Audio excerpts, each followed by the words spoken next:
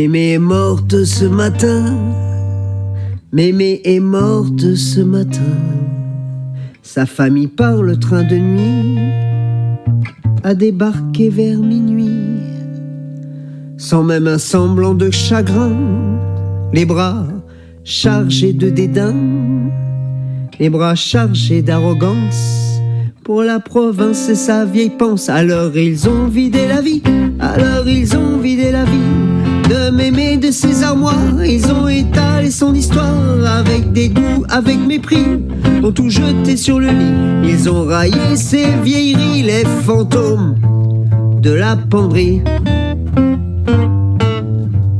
Comme des rats, ils ont pillé, comme des rats, ils ont pillé, jusqu'au tiroir de sa passion, les lettres d'une ancienne liaison, affamés de trouver l'oseille, pognon planqué de la vieille, comme des requins tous les recoins.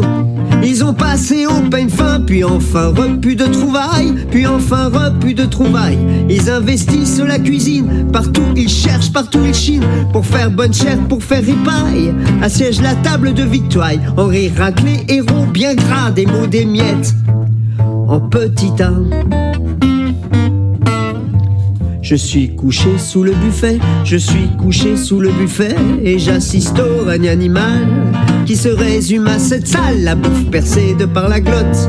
De la table enfin ils sortent, leur mégot bien écrasé dans les belles plantes de Mémé. Ils repartent pour la grande ville, ils repartent pour la grande ville, si fiers de leur acquisition, un peu de sa dernière pension, des ustensiles de la chanterie. Mes quatre pattes je dégourdis, j'en avais par-dessus la truffe de ces guignols, de ces tartuffes.